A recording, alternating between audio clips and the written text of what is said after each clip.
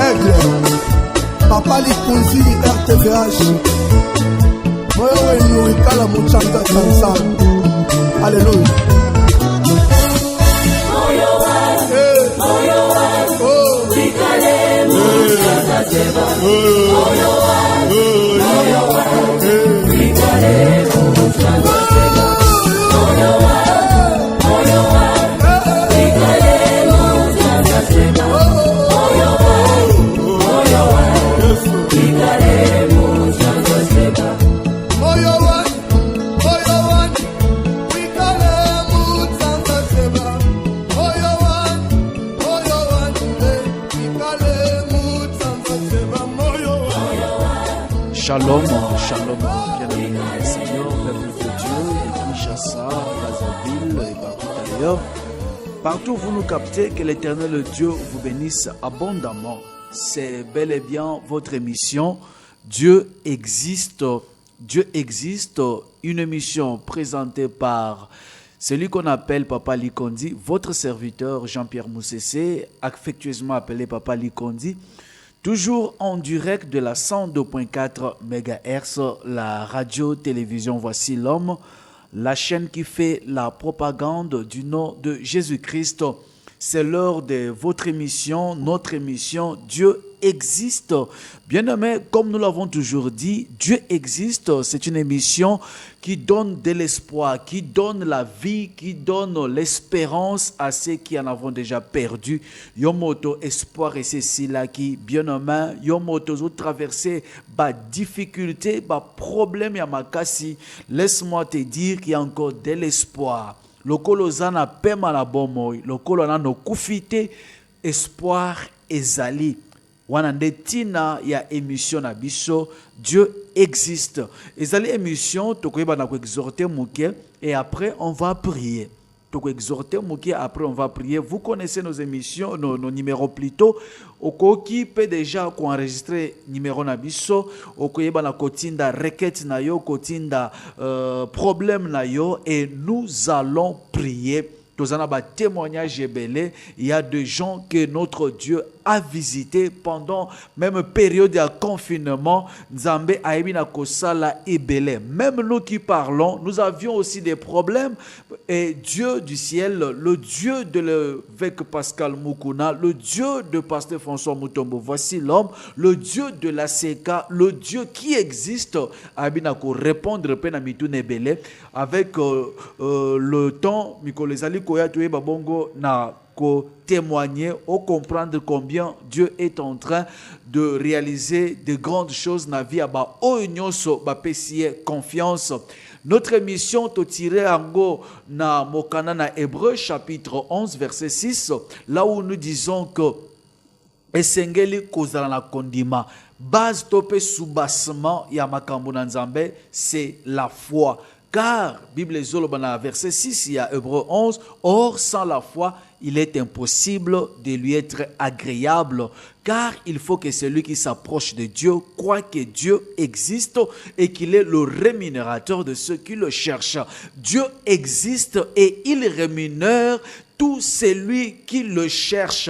Bien-aimé o lukaka nzambe, bien-aimé o mipesaka na makambo na nzambe, bien-aimé o lukaka nzambe, ozali confiant, ozana kondimete nzambe akoki kopeso quelque chose, tika na yebiso ete ako rémunérer yo, ako futa yo, parce que atika la kana nyongwa mutute, notre Dieu atika la kana dette ya motote. Alors bien aimé, tikete nzambe wana ayeba na ko restaurer vie na yo, nzambe wana ayeba na ko résoudre ba problème na yo, ayeba na ko pesa solution na ba problème na yo. Yo muto bandaki déjà kolela. Laisse-moi te dire que lelo nzambe ayepo pangusa pinzoli na yo. Yo muto zana ba problème ezolekela yo. Laisse-moi te dire que Dieu existe. Likambo mokote e kolekela yo parce que jamais elekela nzambe na biso comment elekela yo. La solution est là.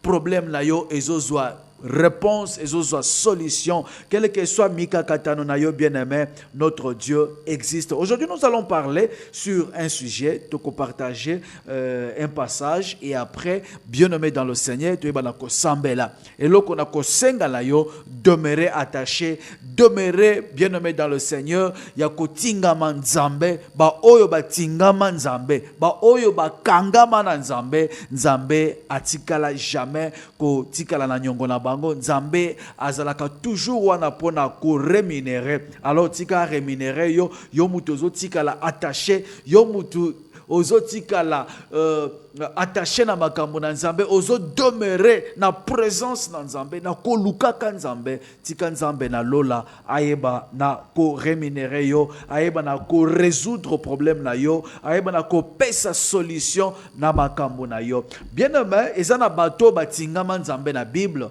ezana bato ba demera attaché et pas na nzambe, mibeko mabote kweya. Ba loi ya famille ekweya, makambo makasi oyo banda kotelemela bango ekweya, maloba baloba likola ba vie na bango ekweya, ata baloba ete yo kobonga te na vie, ata baloba ete yo kobala te, ata na famille na bino mutu atombola mutu azate, mutu asepela na mokilo azate. Bien-aimé, laisse-moi te dire que nzambe na lola na Butwa lelo, tope na tongwa lelo, nzambe ayepo apesa réponse na problème na yo, ayepo a rémunérer yo, kolandisa attachement, kolandisa façon ozali, ko demeurer na présence na ye. Nous allons lire un passage de la Bible. Avant tokoba, tozali na mukana na Deutéronome chapitre 23, verset 4. Deutéronome 23, verset 4, Bible Zolobani, Tokobanda, Deutéronome 23, Tokobanda ta na verset 2, verset 2 Tozokita, verset 2 Tozokita, 4 zamba musika ngongeza muke. On va lire la parole de Dieu, verset 2, Deutéronome 23, verset 2, 3 Tozokita. Celui qui est issu d'une union illicite n'entrera point dans l'assemblée de l'Éternel. Est-ce que vous comprenez? Celui qui est issu d'une union illicite n'entrera point dans l'assemblée de l'Éternel. Même sa 10e génération n'entrera point dans l'assemblée de l'Éternel. Celui qui est issu d'une union illicite n'entrera point dans l'assemblée de l'Éternel. Même sa 10e génération n'entrera point dans l'assemblée de l'Éternel.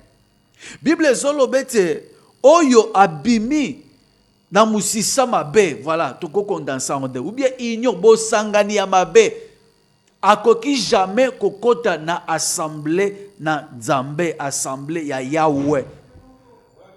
Ti na 10e génération, même jusqu'à sa 10e génération, babi ekokota jamais na assemblée na Nzambe.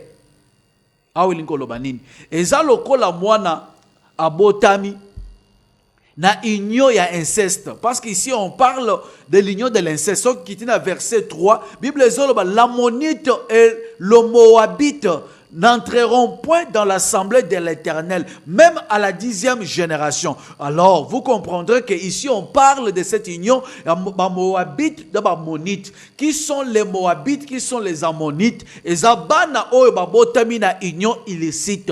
Et Zabana o babotami na entre union ya l'autre na bana na ye. Papa na mwana na bana ne abasi.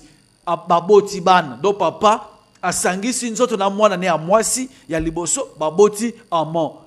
Asangisi nzoto na mwana ne ya mwasi ya mibale baboti Moab. De Bible wezolobete ba Moabite na ba Monite bakoki jamais kokota na assemblée ya Yahweh. C'est-à-dire bakoki jamais ko sepela na makambu na Nzambe. Bakoki jamais ko bénéficier lipamboli na Nzambe. Ba Moabite na ba Monite bana oyo babotami na union illicite bakoki jamais ko hériter makambo na Nzambe, bakoki jamais ko sepela na bolamu na Nzambe, bako buka mbuma ya makambo na Nzambe te. Awa bazolobela les Ammonites et les Moabites. bango jamais bako sepe na makambo na nzambe. Bible ezolobete même na 10e jusqu'à la 10e génération bango bakoki jamais kokota na makambo na nzambe, bakoki jamais kokota na assemblée des saints. Ça veut dire bakoki jamais kobuka mbuma ya makambo, bako sepela te na se na moi. Bango bako kende liboso te, bango bakoki ko sepela te, bango bako ko hériter bomengo te, bango bakoki ko buka makambo ya bien te. Bango faut bazala bato ya pasi, bato ya kolela, bato wapi soki abali mobali faut akufa ya kovanda na ndako ya libala te. Ye soki alingi abala il faut libala e compliqué, ye akosala place aza akozala bazana mobali babongisi ke photo balana babandi kosomba biloko, bazo somba biloko ya libala, so ye komika pembeni ya kobala kaka boye makambo ebebi. So ekomika pembeni bako tika misolo libala baby. Voilà oyo bazobenga les Moabites topé les Ammonites, union illicite. Na yebite bien nommé dans le Seigneur, peut-être Rosolanda biso na yebi origine na yote, parce qu'ici il s'agit de l'origine ya mutu. Na yebi origine na yote bien nommé. Mais laisse-moi te dire que vie oyo bato bazo mende lelo, onyo sotozo vivre lelo na sena moy, ezali ko tirer origine nango na mosisa bipa ito uta. Na baboti oba bimisa biso la mokili. Na origine bisika to uta, nos parents bango pe bazana musisa kote ba uta, bango pe bazana ba parana bango. Tout ce que nous récoltons na sena moy, bien aimé, ezali ko tirer origine, ezali ko tirer source nango na origine na biso, na musisa na biso, kote to uta, na bakoko na biso. L'origine ya mutu ndezo caractériser avenir ya moto. Awa bazolo bete les Ammonites et les Moabites bango jamais bako sepela dans le futur. L'assemblée des saints, la Bible il n'entrera point. C'est au futur. Bango bako kite na vie ezali ko liboso, na venir na bango bako sepela te. Oh lelo bien aimé to kozala lobby ezali ko se préparer ou tamela côté to outi dans le passé. Oyo kozala lelo na sena moy, oyo yozali lelo na sena moy, bien-aimé dans le Seigneur, ezala qui déjà défini dans le passé, ezala qui déjà défini utamela libot, utamela mosisa famille. Awa Ruth la Moabite azobala, babali nande konaye, babali Bible zolobete mibali bakufi. Parce que na musisa na bango jamais bakokota na assemblée des saints. Or libalo akena okota eza libala mwana na nzambe.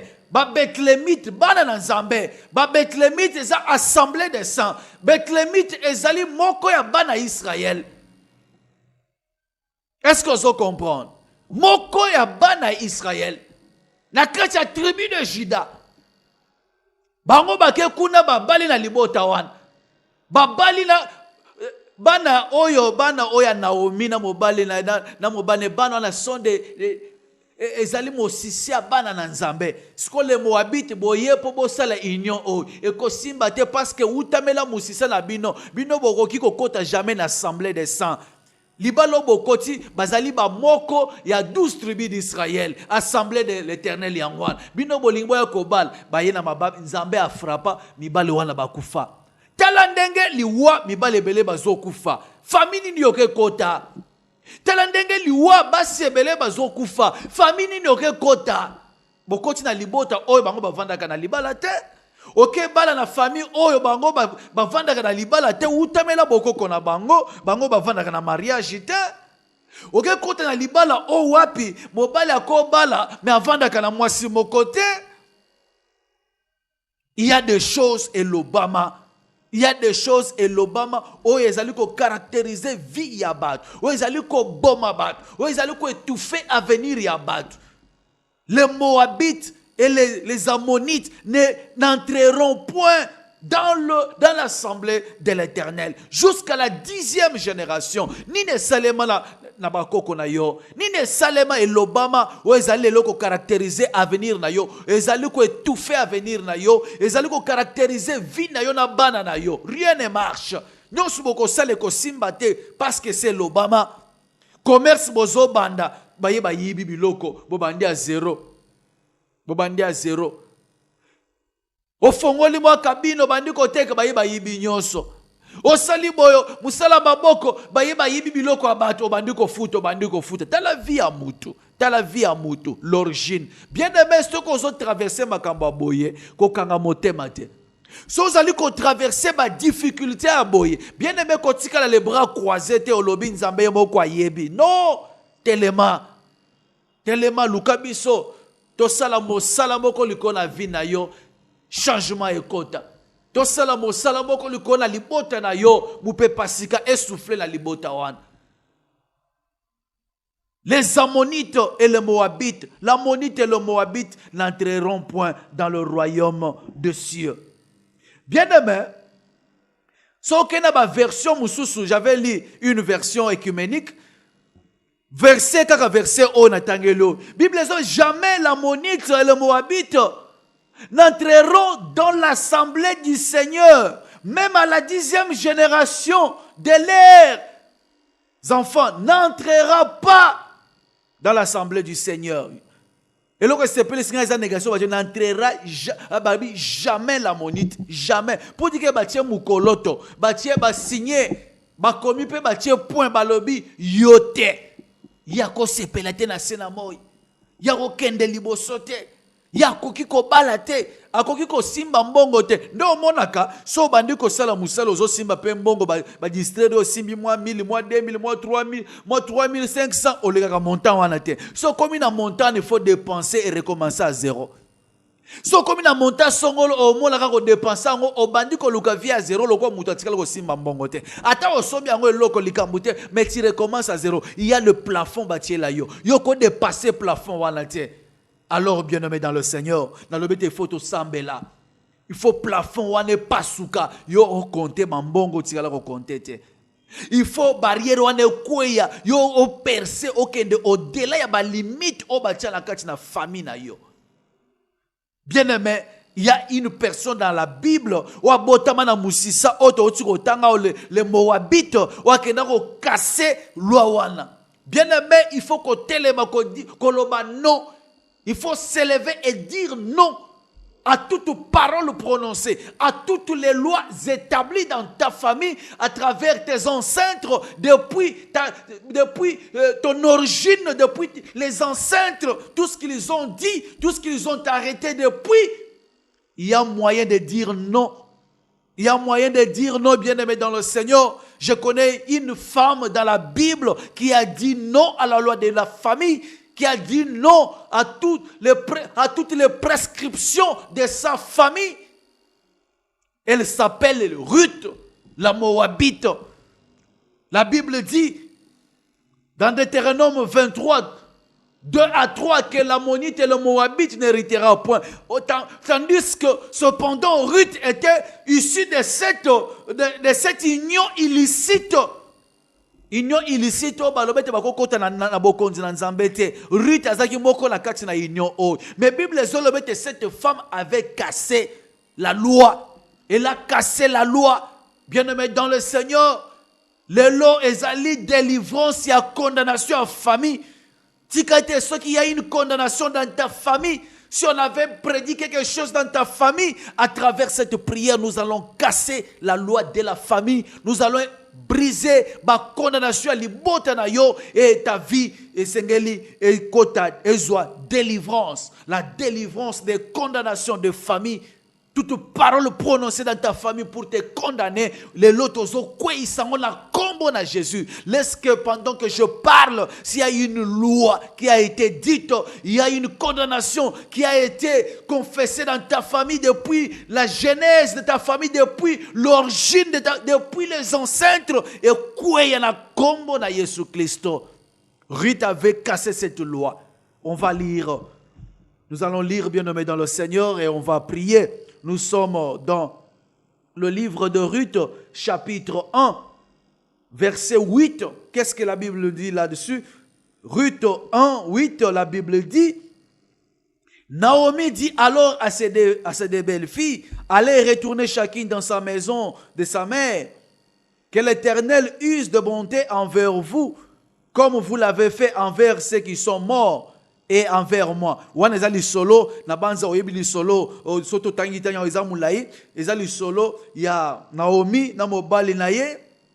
Oyo bazali ba Bethlehemite bakenda na mboka Moab bisika bakenda koluka ya kolia parce que na Bethlehem nzale kotaki tant bakomi kuna mwana na ya mwasi bana na ya mibali mibale babali basi na mboka wana. Alors Naomi akufela mobali akufi pe bana na ya mibale ano babalaki kuna bakufi. Alors elle voulait rentrer chez eux en Israël na Bethlehem.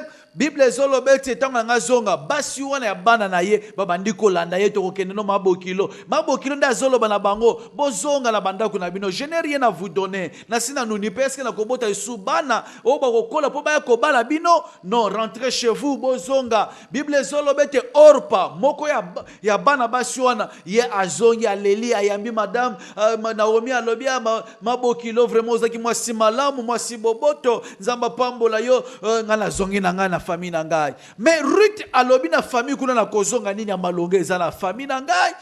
Nini ya malonge eza na famille na ngai. Kuna balobete toko vana na ndako libala te. Kuna balobete toko simba mbongo te. Kuna la preuve na usuko bala na famille ya bien. Tala mwana bato akufi a cause ya mibeko elobama na famille na ngai. Tala lelo obali mwasi na famille ya bien a cause ya mibeko elibota na yo mbongo esili. Tala lelo na bali na kati na libota oyo bazana griffe mais à cause ya ba loi ba lié ya famille na ngai ekanga ngai. Tala lelo balongole na musala. Tala lelo akangami. Tala lelo viezo kende liboso te. Tala lelo makambo makasi etelemeli biso. Na Ruth alobi na kokende nulle part. Là nous sommes au verset 16, il y a Ruth chapitre 1, verset 16. Yoka maloba Ruth. Ruth répondit, ne me presse pas de te laisser, de retourner loin de toi. Où tu iras, j'irai. Où tu demeureras, je demeurerai. Ton peuple sera mon peuple et ton Dieu sera mon Dieu. Où tu mourras, je mourrai. Et j'y serai enterré. Que l'Éternel me traite dans toute sa rigueur, si autre chose que la mort vient à me séparer de toi. Na okende sikate, famille wana na kozonga na libota wana te. Bien-aimé, la première des choses dans la vie chrétienne, soko lingi ozwa délivrance na vie na yo, il faut commencer d'abord par renoncer, par refuser, ko renoncer nyoso elobama na famille, ko boya yango, oboyango. Ndeko alobi na boyi o baloba na libota na ngai. Na boyi oyo famille imposa ngai.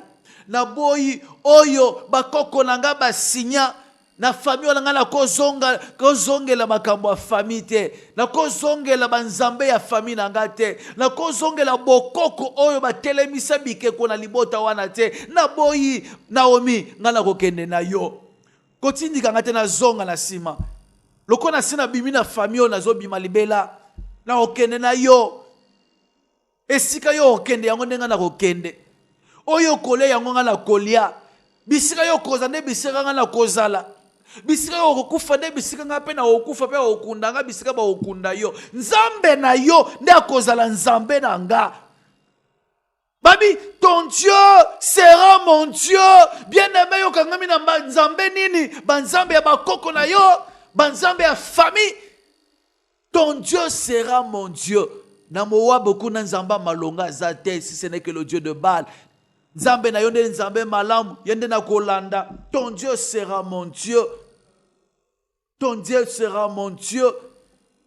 Ruth akangami na Naomi bien-aimé dans le Seigneur. Et tu connais la suite. Bible zolobete. Ruth akenda bala Boaz.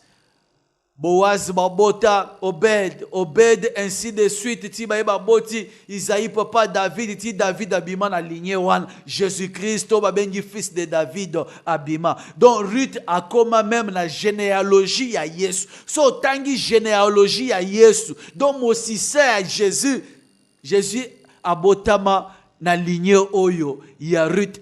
Mwandambo makila ba Moabite ezana ah Jésus-Christ vraiment makambo salaka. Donc parmi lignée ya Jésus bakoko Yesu Ruth abimi na kati. Pona nini? Parce que ayebaki na ko casser hémorragie, ayebaki na ko casser, na ko détruire o elobama na famille. Ayebaki na ko briser balo ya famille ya ba Moabite. Ayebaki na ko détruire balo ya coutume ya ba Moabite. Ayebaki na ko telemela toute parole prononcée. Ayebaki na ko buka mibeko ya famille. Ayebaki bongo na ko détruire ba condamnation ya libota. O ba kondanaka bango. Ruth akondanaka mibeko ya famille, akondanaka malobe bima na famille, ba lois établies, o baloba la monite le Moabite n'hériteront point, n'entreront point dans l'assemblée de Dieu. Mais lelo grâce ya Ruth Moabite akoti na kati ya assemblée de sang. Lelo bakoko ya Jésus o babotama na lignée ya Boaz lelo bazotanga bango sotanya makila na ndambo makila Moab ezana kati Ruth la Moabite ezana kati. Bien-aimé, l'attachement est consolé mibeko famille ekweya. Quand on s'attache à Dieu, quand on demeure dans la présence de Dieu, quand on demeure dans la chose de Dieu, il y a des choses. Chaque jour, makambwasika zokota, tozo apprendre makambwasika, tozo découvrir makambwasika, o ezotindika biso tokola, tokoma pe ba oya nzambe, tokoma pe bana na nzambe, tokoma pe ba oyo nzambe a destiné pour la élévation. Pe moupe pasike beti na kati na libota. Lelo moupe pasike zo beti na kati na famille na yo. L'attachement, c'est la clé du succès. Il faut s'attacher à Dieu et surtout s'attacher na batu o bazana nzambe. O s'attacher na basala nzambe oyo bazo confesser nzambe na ndenga solo. Oui bien-aimé, toko benga nzambe, nzambe, oui, banzambe baza ebele. Mais moi qui te prêche aujourd'hui, mon Dieu, il s'appelle Jésus-Christ de Nazareth. So ozondi me la Yesu lokola nzambe, bien-aimé, tu vas vivre le changement dans ta vie. Il y a des gens dans la Bible, de la loi au témoignage. Si l'on ne parle point ainsi, point d'aurore pour le peuple de Dieu. Nous sommes dans Jean chapitre 6. Jean chapitre 6, versets 67 à 69. Jean 6, 67, 69.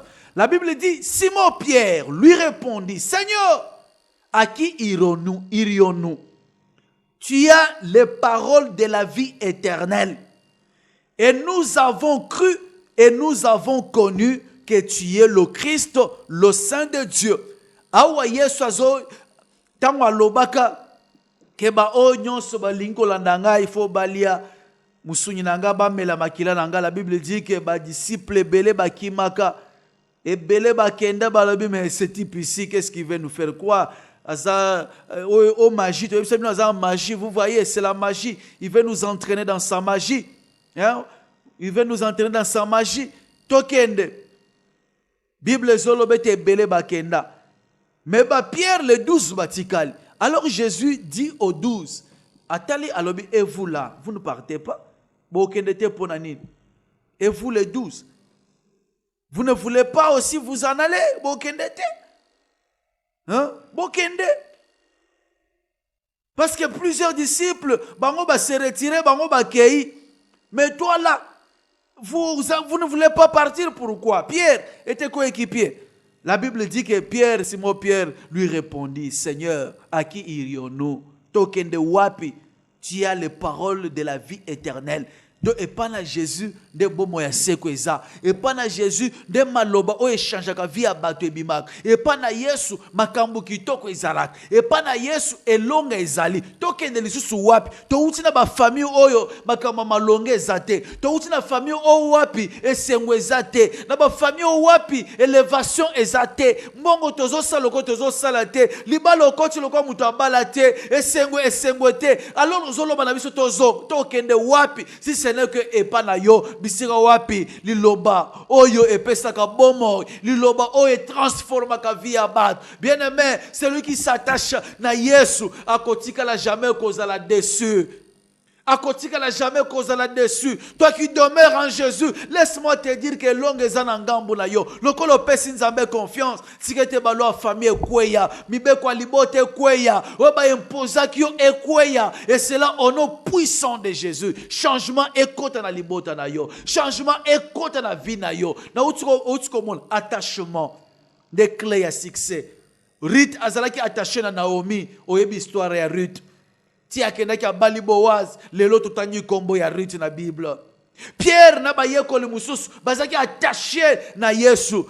Bible zolobete pendant vivant na bango babuka ki le centuple. O Yesu alaki bango le centuple. Peut-être place on otanga ngolo bazama sapo. Bien-aimé, mukolo Pierre atunaka Yesu, nous avons tous les sept olandio toko zwanini Yesu ayibisa bango na siècle présent boko buka le centuple, mais na siècle à venir la vie éternelle. Oui, tant que bazala qui est présent, bazo vivre, laisse-moi te dire que babuka ka le centuple.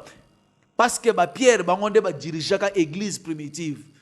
Bible zolobete batunyo so babandako la bomengo na bango bazoboka ngo au pied des apôtres ba manipulaka ba centuple ba manipula ba montant ba tikala ko simba na pêche te. Pierre a manipula ba montant o ya tikala ko simba na pêche te o ya tikala ko simba la famille na yete. Ils ont manipulé le centuple. Au début à l'église primitive ba sangisa ba foule ya bat. Bible ils vendaient tout ce qu'ils avaient et ils venaient déposer leur fortune aux pieds des apôtres. Les apôtres manipulaient le centuple, bien aimé. Et ça, ils sapotaient. Et la kawana ba simba yango. Et qu'est-ce qui a fait que ba simba yango? Ils sont restés attachés à Jésus Christ. Ba demeuraki attaché à Jésus et à l'enseignement, à l'évangile de Christ. Et laissa bango, babuka mbumana yango. Tikete attachement na yo. Tikete ko demeurer aux autres demeurer. Nzambe na lola a visité yo. Oui, bien aimé. Nzambe na lola a visité yo. Tingama nzambe o ngana talisio lelo Jésus Christ. Ruth aloba na Naomi, ton Dieu sera mon Dieu. Bien aimé, laisse que le Dieu que nous servons soit aussi ton Dieu. Soit aussi ton Dieu. Il s'appelle Jésus-Christ de Nazareth, le Dieu qui guérit, le Dieu qui transforme, le Dieu qui bénit. Qui bénit. Objectif au Kolandeza pour Mata, Okende Musika, Ozala Nambongo Ebele. Dernier verset. Dernier verset. Il y a une place au Kabonavon, on va prier. Nous sommes dans Hébreux chapitre 10, verset 39. Hébreux 10, 39. Tokobanata 38. À 38, balobinin. Et mon juste vivra par la foi. Mais s'il se retire, mon âme ne prend pas plaisir à lui. Et mon juste vivra par la foi. Mais s'il se retire, mon âme ne prend pas plaisir à lui. Oya nzambe esengel à vivre na kondima. Kondima nde base ya vie chrétienne. Soki oza mwana na nzambe, me kondimeza te. Bible zolobete ozo sepele su nzambe te. Donc nzambe akovanda lisusu elongola molimo na nzambe molema na nzambe ekovanda ekosepela na yote. Ne omoniso ozongi na verset 6 ezolobete sans la foi il est impossible de lui être agréable. Donc okosepela sans nzambe te. So kondimeza te bien-aimé dans le Seigneur, même nzamba kosepela na yote. Azolobete mon âme ne prend pas plaisir en lui. En lui, lui il a qui? Mon juste qui doit vivre par la foi. Mais s'il se retire, il faut demeurer attaché à Nzambe, demeurer attaché aux hommes de Dieu qui enseignent la saine doctrine au qu'on vivre bikamo Nzambe. Verset 39, nous ne sommes pas de ceux qui se retirent pour se perdre, mais de ceux qui ont la foi pour sauver leur âme. Nous ne sommes pas de ceux qui se retirent pour se perdre, mais de ceux qui ont la foi pour sauver leur âme. Pour sauver leur âme. Bien-aimé, tikete attachement na yo. Kakandengo landi bisobo, pesipe temps de nous suivre que l'Éternel Dieu aibana ko pambola yo, aibana ko pangusa yo pinzoli, aibana ko pesa yo esengo. Bisike esengo ezalaki nzamba communiquer esengo. Voilà. Toyeba ko sambela bien-aimé. Numéro na biso ezali 09 98 28 18 89 09 98 28 18 89.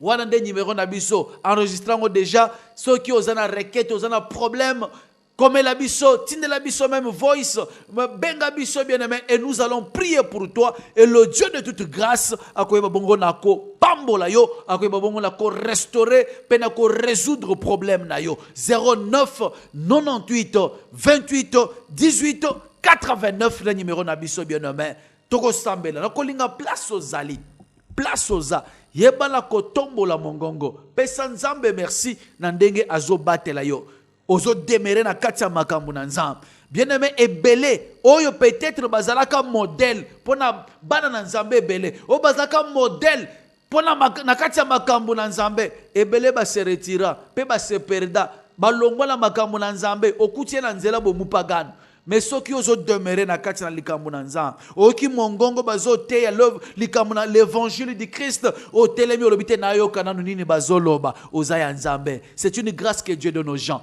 Ezali utamela ba biceps c'était ezali utamela te pour ngala botamela na famille chrétienne.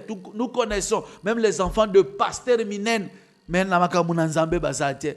Mais yo sozo demeurer attaché dans l'œuvre de Dieu, attaché à l'évangile, attaché dans makambo na nzambe, c'est une grâce que Dieu t'a faite. Pese merci.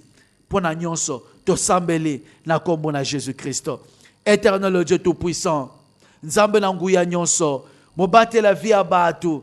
Nzambo asala kama kambo elekela kabatu. Tika lokumu ezonge pa na yo Shaddai. Tika masanzole ezonge pa na yo nkolo na bomo. Yawe to pusanye pa na yo. Yonde mobate la vie abatu. Te kopeso merci.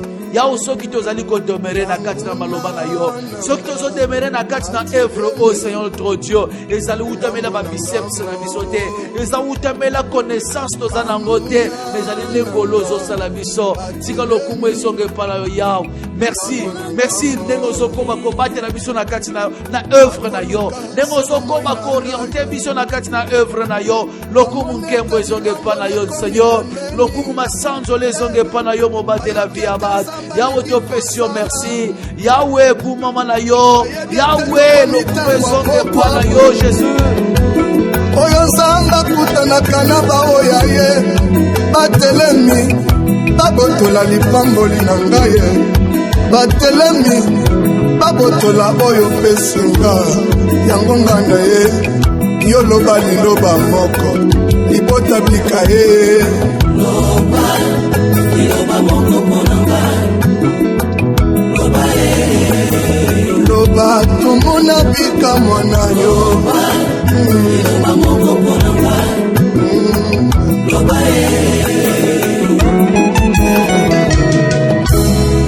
tango yo lobaka nana kotelema nana kotombola mosapi ya loba oyo kweli bwa moinanga nayebi mosusu bien-aimé yoka nakolinga place ozali sika oyebisa nzambe te nkolo tondisanga na nguya na yo. Bible ezoloba te celui qui n'a pas l'esprit de Dieu il ne lui appartient pas. Celui qui n'a pas son esprit il ne lui appartient pas. Bien-aimé, sans l'Esprit de Dieu, Osaïa Nzambete. Or, l'Esprit de Dieu, c'est bien lui le consolateur promis par Jésus-Christ. Bien-aimé, et belé à Makambozo traversé aux Milela et Sengwezate, parce qu'en toi, il n'y a pas le consolateur. Le Saint-Esprit de Dieu, c'est bien lui le consolateur. Ce qui a demeuré Katinabiso, ce qui a parmi nous, toza batune sengo, toza li consoler, toza vivre sengo. Yebi c'est un kolo, vanda Katinanga, tondi sanga nanguya na yo. Cher Saint-Esprit de Dieu, viens communier avec moi. Yako vanda Katinanga, tondi sama Katinanga, to sambeli na kombo na Jésus-Christ.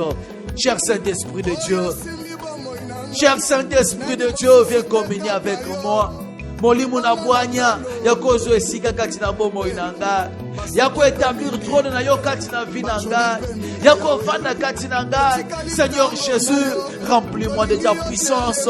Tonisanga na nguya na yo, tonisanga na capacité na yo, tonisanga na bonzambe na yo, tonisanga na nguya lekiba nguya nyonso, tonisanga Yesu Christo.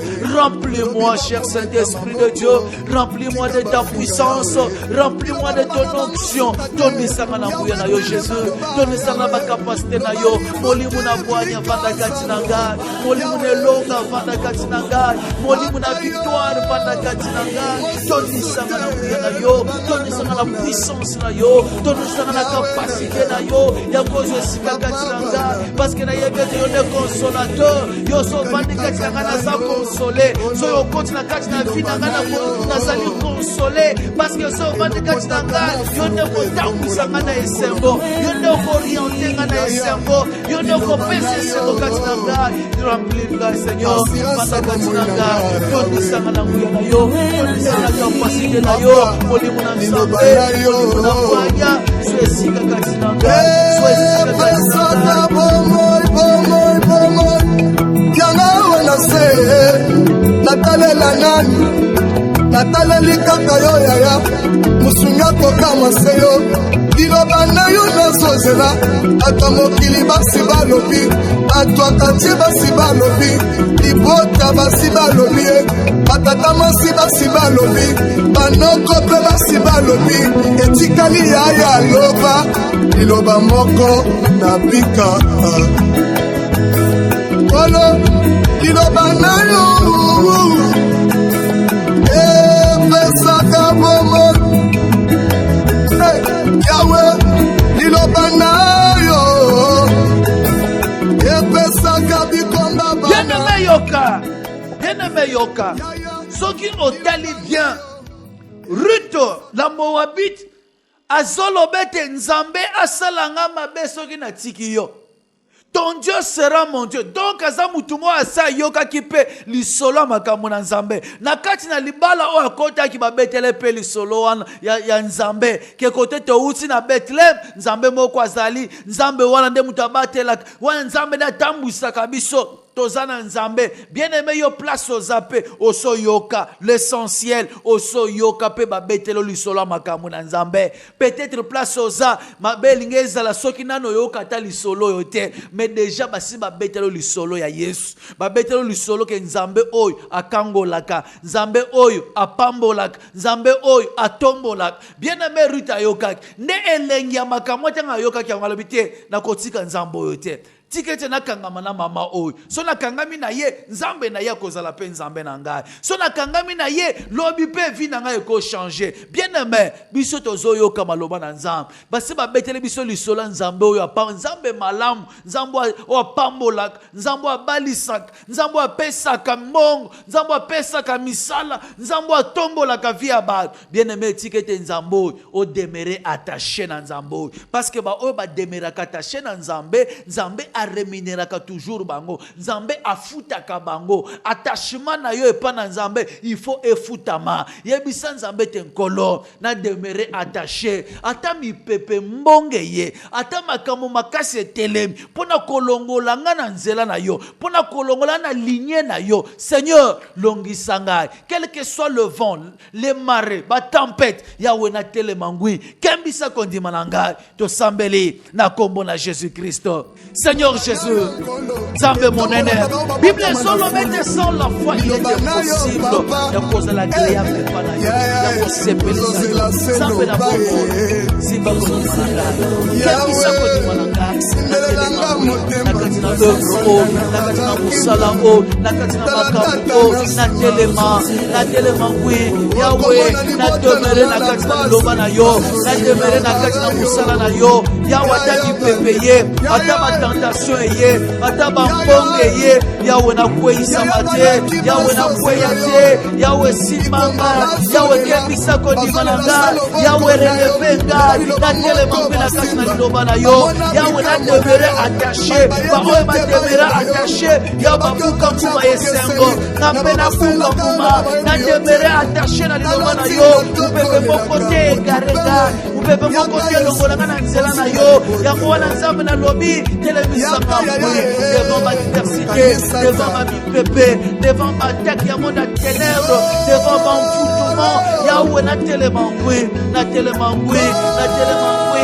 Upepe moko te désorienté na nzela libango langa. Vent moko te longola nga na chemin ya bénédiction. Yahweh oso tracé ponanga. Yahweh batela. Yahweh kembisanga. Yesu na diomere. Na cache na œuvre. Yahweh na diomere. Parce que sur le celui qui demeure en moi, moi aussi je vais demeurer en lui. Seigneur, laisse-moi demeurer en toi. Moi, je vais demeurer Kachinanga. Moi, je vais demeurer Lokolanga. Yosala Molongi Sinanga. Yosala Mobandeli Nanga. Yosala Mobundeli Nanga. Na Congo, la Jésus-Christ. Yahweh. Abula bakapela mwisho abalu Yesu. Abula bakapela mwisho abalu Yesu. Wamoya chendelele. Wamoya chendelele. Wamoya. Tena meyoka. Lokola siko nzambe na bomo. Asa vandi kati na yo. Aso demere elongo na yo. Soko tangi mukana na Psaume chapitre 2. Tozokende vers verset 8. Psaume chapitre 2. Verset 8, Bible Zolo Benin. Demande-moi et je te donnerai les nations pour héritage. Les extrémités de la terre pour possession. Senga nazo pesa yo. Senga nazo pesa. Ebele bazolo batozo mona bilaka na nzambete parce que bazo senga te. Est-ce que tu as déjà demandé yo so senga ozoate? Senga bien-aimé et ko pesa mela yo. Demande-moi. Ça, c'est Dieu qui dit, demande-moi et je te donnerai les nations pour héritage, les extrémités de la terre pour possession. C'est ngana kopé ça les nations pour héritage. Ata coronavirus est telemi, bato bazo tambola baza, ba voyager baza, a super avion à France, à Belgique, à États-Unis, malgré coronavirus, bazo tambola. Pourquoi pas toi? Voyage, il faut fongwama.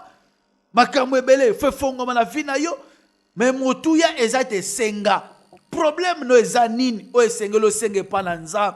Bien-aimé, je ne connais pas ta situation mais Dieu te connaît plus que moi. J'aimerais que là où tu es que tu puisses dire quelque chose à Dieu, que tu puisses demander à Dieu. Même les nations pour héritage, Dieu va te les accorder.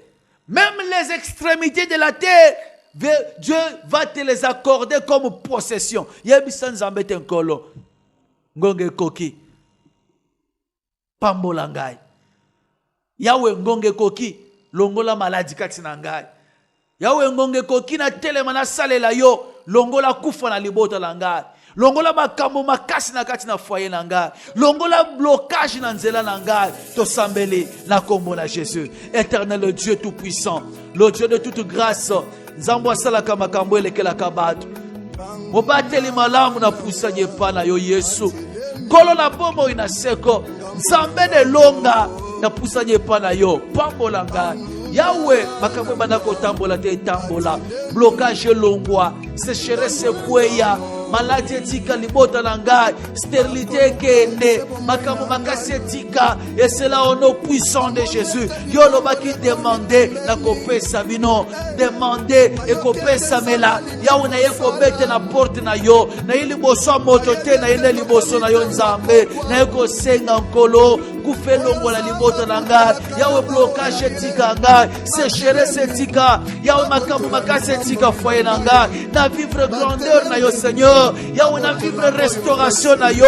Na manipuler ba monta na tigala ko manipuler de nkolo. Yahweh la fe kweya. Ono simacha lokona ebaka elokwa. Yahweh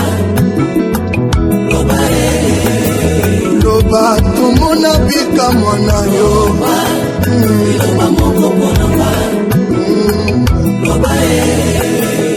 Bien-aimé yoka, nous allons vers la fin. sika ozokende koyebisa nzambe te barrière nyonso batia na vie na yo ekweye. Nzambe azana makoki ya kokweisa ebaka nyonso etelema na nzela na yo. Et tu vas dire à Dieu, Seigneur, délivre mon âme de sa prison. Soki batianga la kati ya liboule, soki maloba moko ebima na famille, soki ezana makambo moko basala comme des cérémonies qui étouffent ma vie aujourd'hui. Seigneur, délivre-moi. Kangolangai, te sambele na kombo na Jésus. Seigneur notre Dieu, le Père de toute grâce, Zambwa bikisa kezayo, wa délivre kezayo. Même David a tellement kaliboso na yo azolobete, délivre mon âme de sa prison. Seigneur, délivre binanga. Bisika baseba yokoza kinga, mibe kwa famille, bembaka nyoso bachaki, maloba nyoso baseba telemisa kina famille. Etenga la kosepela tena senamo, etenga la kosiba ba mbongo te, etenga la ko manipuler ba mondami. Yahweh telema délivre ngai malobo elongo na nzela na ngai maloba elongo likolo na vi na ngai kazata sonyo baletisaki ngai Yahweh longola yango maloba mabe basima prononsaki likolo na libota na ngai Yahweh longola yango Yahweh délivre ngai na vivre longa délivre ngai na vivre bikamwa délivre ngai na vivre grandeur et cela dans le nom de Jésus. Nzambe na bongo Nzambe lobanga na mona Yahweh nanga papa banana atikali kaka na yo. Bien-aimé yoka, on va maintenant briser ozokende sika okokweisa onyonso batelemisaki lokola bebaka o batelemisaki lokola mibeko ya famille o batelemisaki lokola ba condamnation. Oh balobete, les Moabites et la Monite, la Monite et le Moabite n'entrera point dans le royaume, n'entrera point dans l'assemblée des saints. Balobete famille koko kadimboula, bango bako sepelaka tena sena moy, bango banani balobaki, bango banani. Oh bachab mibeko bakanga babwaka ba mauvais sort, bango banani babwaka ba mauvais sort. Bien aimé, nous avons un Dieu, ce qui a lobili loba ezomela ba maloba nyonso ya bandoki ya famille na yo. Wana c'est le serpent de Moïse. Oe melaka ba serpent nyonso ya ba magicien ya pharaon. Ba pharaon. Bango soki babwaki bango kindoki ya muke tozana nzambe o wapi soki atelemi avalaka amelaka ba kindoki ya famille moto na nzambe ezokita na kati na libota na yo nyonso lobama o ba telemi sa lokola mibeko tozokende ko ekrazango to sambeli na kombo na Jésus dans le nom puissant de Jésus nazokende ko embele la moto na wenza la puissance du surnaturel et quitte la kati na famille na ngai maloba nyonso baloba ba condamnation nyonso ba imposa mibeko nyonso ba établissa ezozika nazo kweisa ba condamnation famille maloba nyonso ba prononça ba cérémonie ba sala oezo condamné vinanga et yamba moto na nzambe ezika dans le nom puissant de Jésus que le feu de Dieu et tumba na kombo na Yesu Kristo moto na wenzambe ezikisa na kombo na Jésus moto kweisa ba loi famille ba barrière ba télévisa ba barrière ba tchela parcours na ngai ba limitation nyonso ezo tumba dans le nom puissant de Jésus na kombo na Jésus le feu moto ekita moto na nzambe tumba mibeko ya famille ba mauvais sort ba condamnation famille nyonso ba telebisa nazo kweyisango dans le nom puissant de Jésus nazo kweyisango na kombo na Jésus.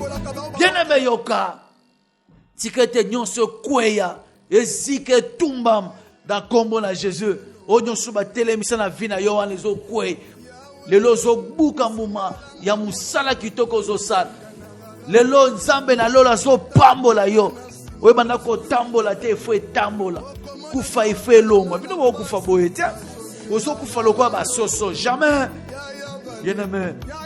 Mariage et simbakate bovanda kana kati ya mariage te lelo makambo na nyonso esili place ozo tato lelonga ozo tato la victoire ezala malade yo malade ko symbole susu te ezala kufa ekota suna libota na bino te telema sambela lobete nga na komi mutu asika nga fona vivre longa tosambeli na kombo na Jésus. Éternel Dieu, nga nazo vivre longa, nga nazo vivre victoire, nga nazo vivre grandeur.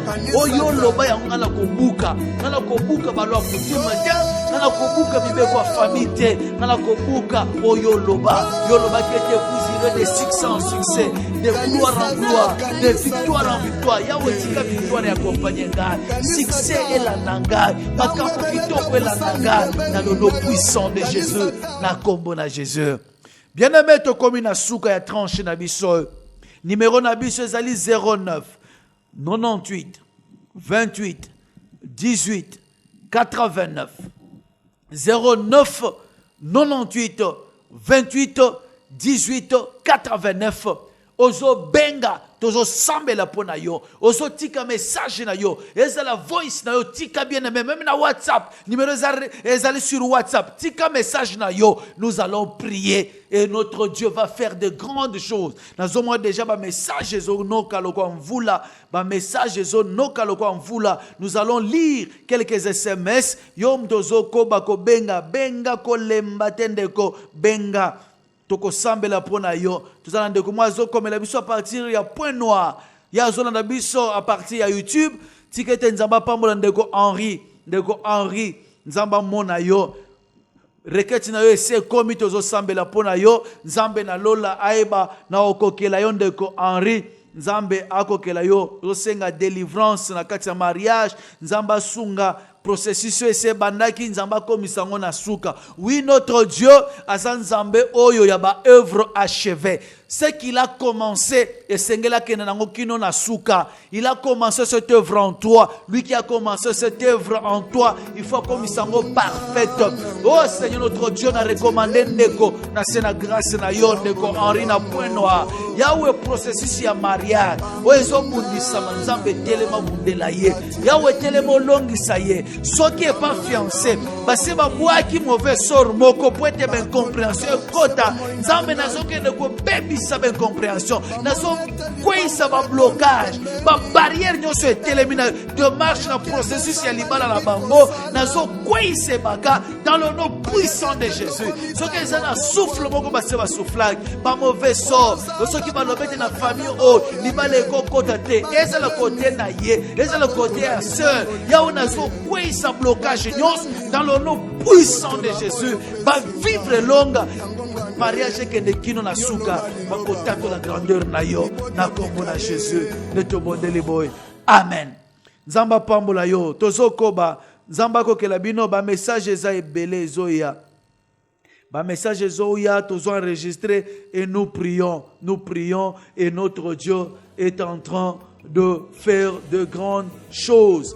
Tozo que ne peut que recommander ndeko Sarah Oyope bazo évoluer na démarche ya makambo na bango libal nzamba telema bundela bango bakoma kino na suka ya processus ya libala. Éternel Dieu te recommande ndeko Sarah bisika zwami na molongani na ye nzambe telema bundela bango nzambe mimonisa nzambe ba vivre grandeur na yo ba vivre miracle na yo ba vivre bonzambe na yo ba vivre miracle na yo Yahweh bake kweya ba blocage longwa misolo pesama basimba ba montant batikala ko simba te nzambe na bomo ba processus libale kene kino na suka nzambe bundela bango bitumba o barrière kweya blocage longwa na kombo na Jésus Christ amen.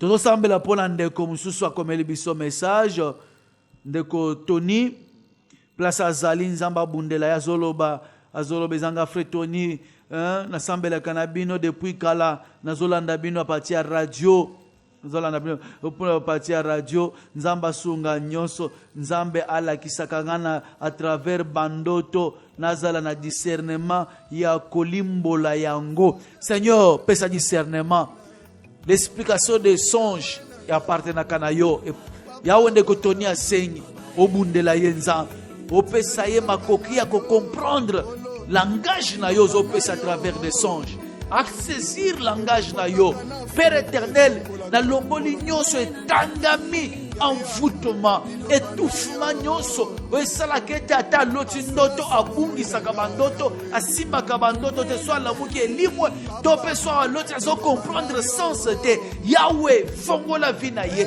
baouverture etalisama acomprendre clairement oyo ezali message na yo na kombo na Jésus-Christ.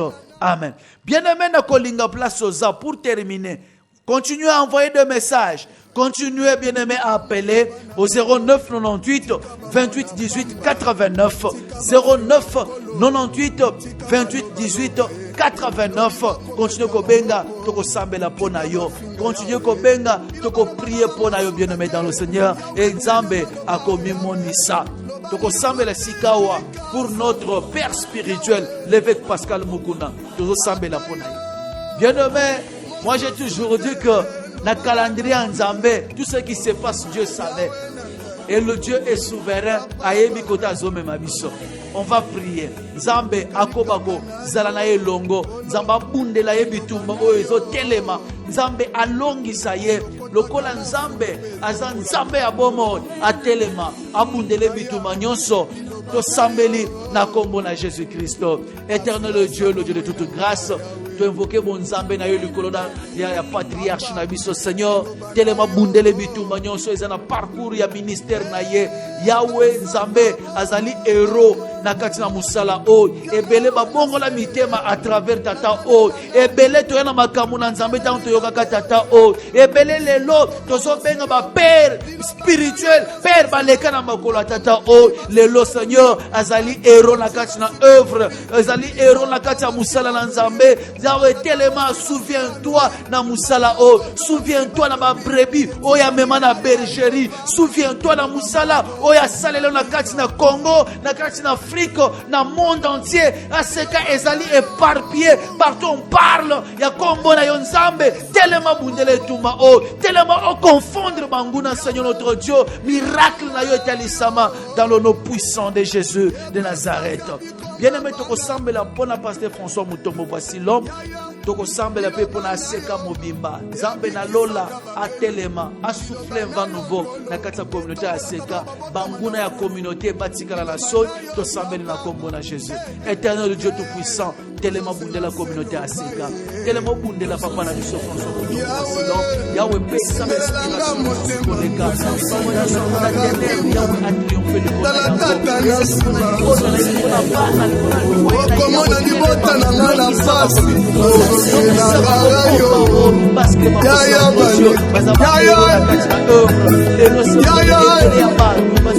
yaya baleki basosela yo ekomba bazolela bazolela se loboko na yo baliloba moko basimba bamona bikamwa na yo bayebi yo te bayeba yo yolobaki okotia bokeseni na babaselaka. Amen. Bien-aimé, tu vas aussi prier pour toi, pour ta famille. Malade et ken musika, coronavirus est loin de toi. Nyonso, et to tambola te tambola na kati na libota na yo to sambel. Seigneur, souviens-toi de ton peuple, partout ils sont. Baoba bengi na baoba bengi te. Bazana posa ko benga me bazo kota de Seigneur notre Dieu. Yahweh baoba za musika bazana makoki ko benga te en direct. Yahweh bundela bango bitumba. Longisa bango. Yahweh malade eza la musika na bango. Victoire esengo et accompagner bango Seigneur. Yahweh babeli babika. Baoba za la kati ba blocage longwa dans le nom puissant de Jésus. Le tobonde liboy. Amen. Voilà, nous voici arrivés à la fin de notre émission. Que l'Éternel Dieu, le Dieu de toute grâce, azala penzambe na yo abunde la bino. Bien-aimé, tokomina suka. Tinda message na yo. Notre équipe d'intercession, basa au four au moulin. Chaque jour, nous sommes devant l'Éternel et nous prions. Penzamba zo sal. Numéro na 09 98 28 18 89. Ceux qui ont un engagement na yo bien-aimé, hâte-toi de résoudre, hâte-toi d'accomplir. Et ça n'a pas moko azwa engagement. Papa, pesa biso numéro na yo, otei biso kitoko, to soutenir, moi muke na biso to nango, dépose numéro et l'autre côté. Ngana senga kite yo moko ndo lobaki. Alors pona ko sunga yo accomplir vewana Nzambe akoyeba nako pambola yo. Yo pe muto lingo soutenir cette œuvre, n'hésite pas. C'est notre numéro. Tika message na yo en quelle quelle manière, de quelle façon lingo soutenir émission, ou soutenir Moussala Tozo Sala, Benga, Oyebisa Biso, bien-aimé, Donayo, bien-aimé dans le Seigneur, action de grâce Nayo, et Kozala, bienvenue, Nakatia Moussala Nanzambe. Que Dieu vous bénisse, c'était votre serviteur Jean-Pierre Moussessé, affectueusement appelé Papa Likondi par les intimes, bien sûr. Ba oyanga ya kati penda bana nanza ba otome sana penda na bango na kati na musala o ba yanga Papa Likondi. Oui, la colonne. Bien-aimé, nous avons un Dieu qui est plus que la colonne, ce qui a télémi Kadiampe Mbazana Kokoso. Que mon Dieu vous bénisse. Tokutani prochainement. Ciao. Aigle, Papa Likondi, RTVH. Ouais, nous, Kala Mouchanta Chansa. Alléluia.